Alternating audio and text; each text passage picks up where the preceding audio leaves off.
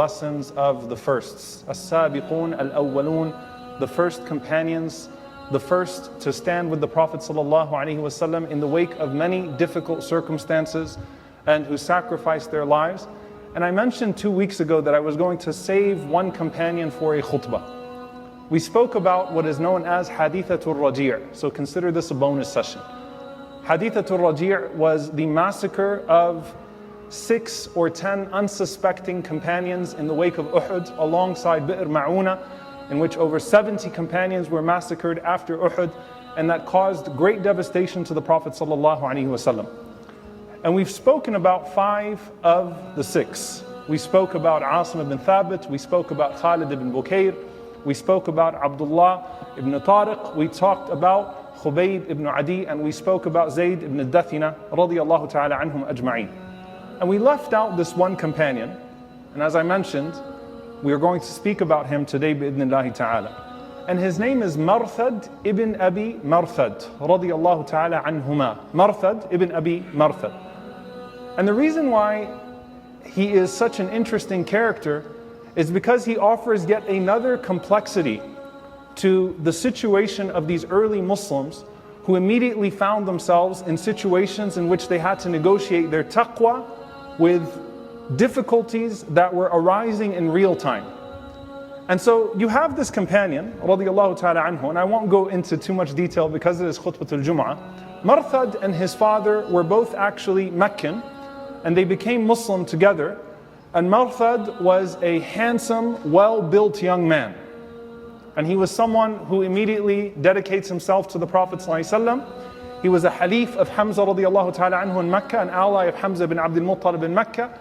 And in Medina, he became the brother of Al-Aws ibn Samit radiyallahu ta'ala anhu, the great Ansari, the brother of Ubadat ibn Samit radiyallahu ta'ala anhu. Now, he has a very specific role in the seerah, and that is that he is the man that the Prophet ﷺ used to send on missions from Medina to rescue the poor prisoners in Mecca. So he's Meccan, but he's strong, he's smart, he knows Mecca inside out.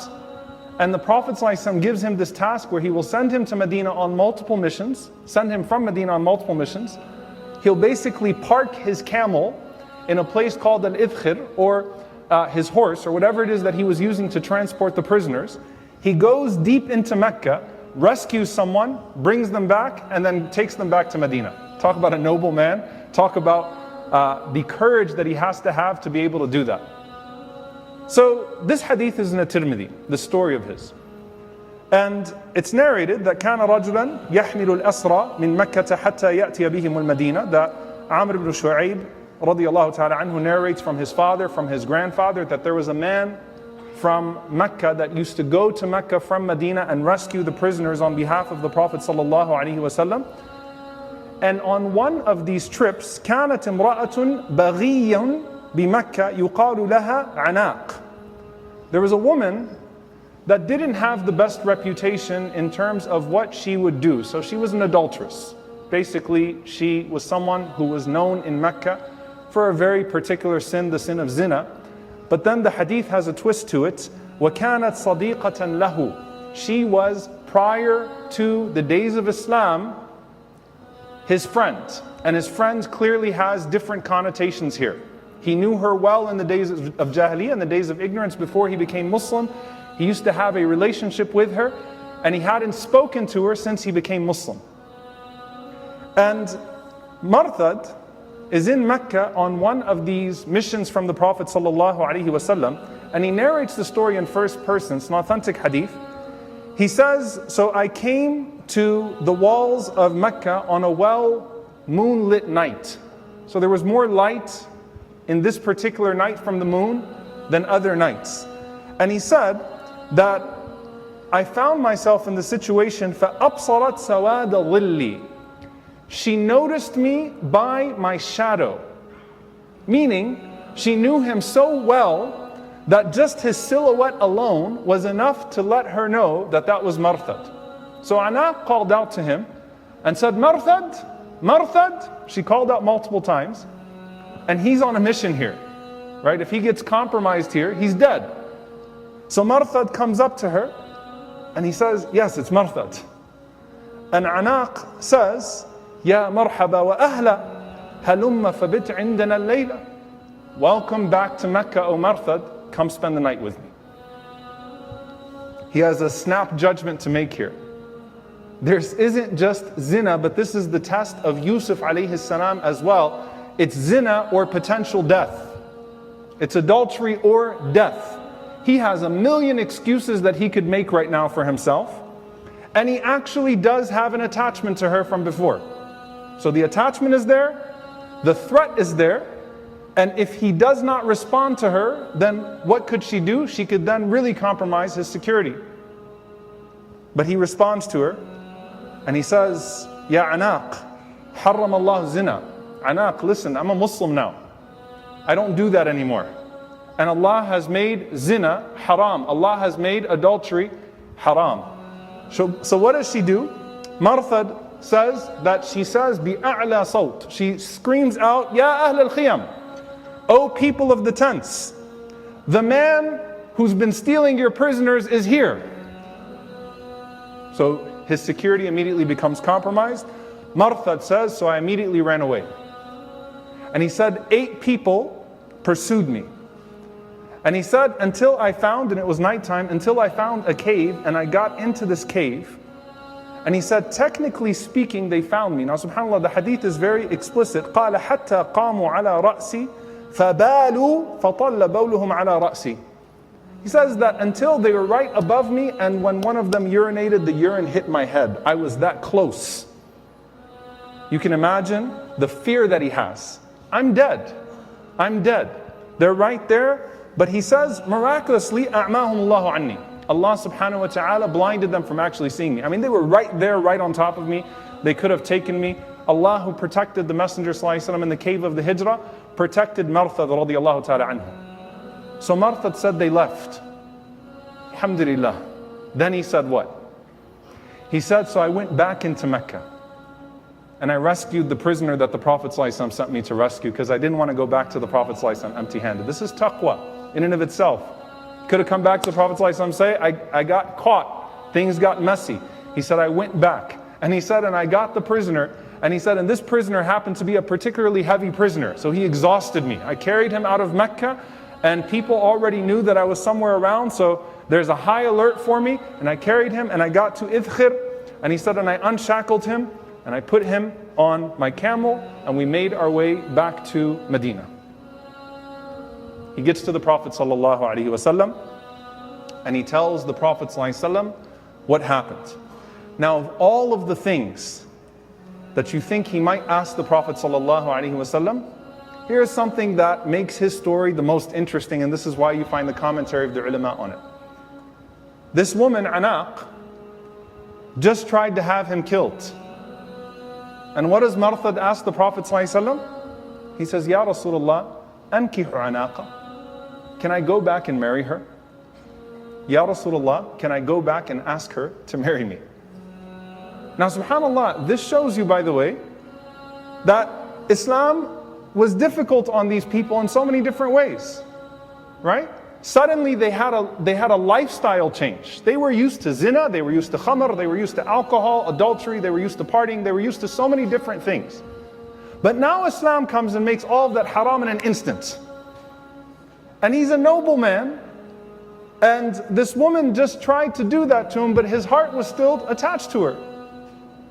And he says to the Prophet ﷺ, Ankihu anaqa, can I go and I marry her? And the Prophet ﷺ was silent. And he said it again to the Prophet ﷺ, and the Prophet ﷺ was still silent. So Martad kind of got the point that the Prophet ﷺ is not answering me. So either he didn't like the question, ﷺ, or the Prophet ﷺ is waiting for an answer from the heavens. The ulama say, look here, this is again a testament to the man's taqwa. Could have come to the Prophet ﷺ. Don't we always have people that get into a haram relationship and try to halalify it all of a sudden? And they come and force the families, force everybody and say, hey, look, you know, I'm making it halal now, right? Could have come to the Prophet ﷺ and he could have said, Ya Rasulullah, I abstained. I didn't commit zina. I didn't do anything haram. I was on a noble mission. Now, you know, inshallah, she could take shahad and we'll be all right. No, none of that. He waits for the answer from the Prophet ﷺ until the Prophet ﷺ receives Quran from the heavens. The ayah comes down. So next time you read this ayah, I want you to understand what the context was. The ayah comes down. الزاني لا ينكح إلا زانية أو مشركة. That an adulterer does not marry except an adulteress or a disbeliever. And the same is true. وَالزَّانِيَةُ لَا يَنْكِحُهَا إِلَّا زَانٍ أَوْ مُشْرِكٍ. That an adulterous woman does not marry except for an adulterer man or a disbelieving man. وَحُرِّمَ ذَلِكَ عَلَى الْمُؤْمِنِينَ. And this has been made prohibited to the believers. Meaning what? The answer is no, O Martad. Now when the Prophet ﷺ comes back to Martad with an ayah of Quran that came down for him, Martad could have said, but Ya Rasulullah, what about this and what about that? The shaitan knows how to play with people in these states. He's desperate. He could easily be exploited in this vulnerability, and shaitan loves to take a person in a temporary vulnerability and make them make such a bad decision that they can't recover from it. That's what he does. Take you in your desperation, make you make a bad decision. Try to cover up a sin with a sin. Try to cover up a lie with a lie. And you keep digging yourself deeper and deeper and deeper. That's the story of Barsisa, the priest from Bani Israel, that he got himself into trouble, committed zina, and then he killed the lady. Right? Because that's what the shaitan told him. Now you've got to cover your tracks. But what does Martad do? Martad takes joy in this ayah because Allah says at the end of the ayah, وَحُرِّمَ ذَلِكَ عَلَى الْمُؤْمِنِينَ. This has been made prohibited for the believers. So what's the implication? أَنَا مِنَ الْمُؤْمِنِينَ. Allah just referred to me as a mu'min. Therefore I take joy in being a mu'min. And he goes back to work. And what does Allah Azza wa Jal honor him with? He's a Badri. He's one of the people who fought in Badr. He's the one person who the Prophet ﷺ entrusted to be that man to go into Mecca and to pull those prisoners.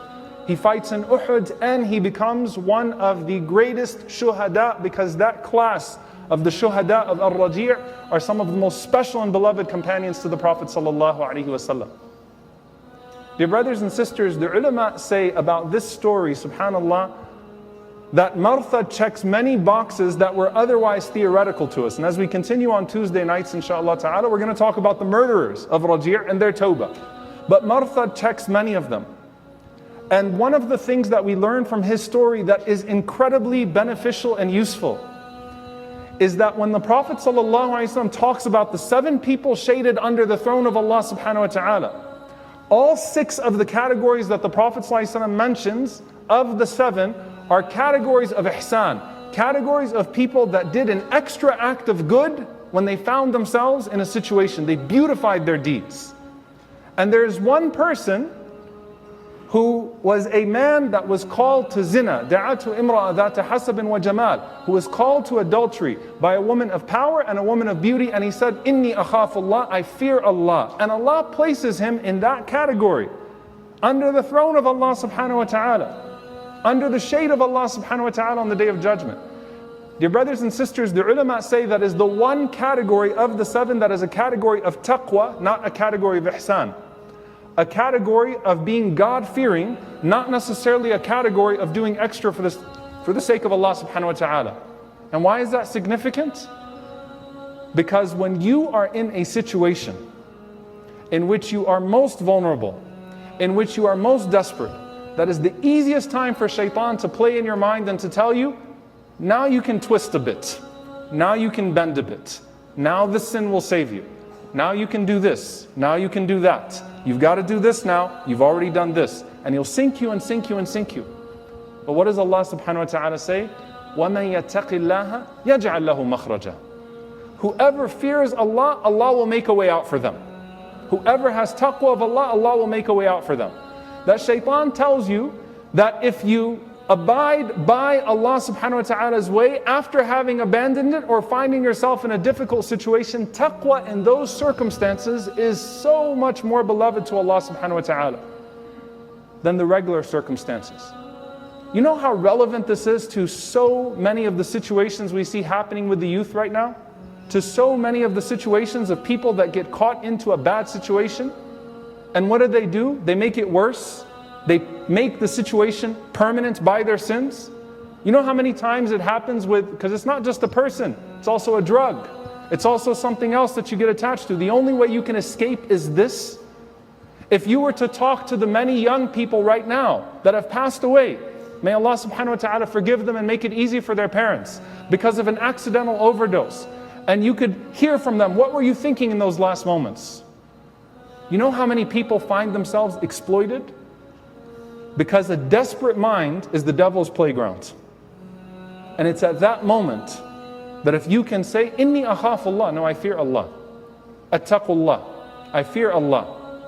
And I will instead abide by the way of Allah, then Allah Azza wa Jal may honor you and I the way He honored this man, Martad radiyallahu ta'ala anhu. May Allah subhanahu wa ta'ala be pleased with him, be pleased with the companions, and may Allah Azza wa Jal send His peace and blessings upon our beloved Prophet sallallahu alaihi wasallam. Allahumma ameen.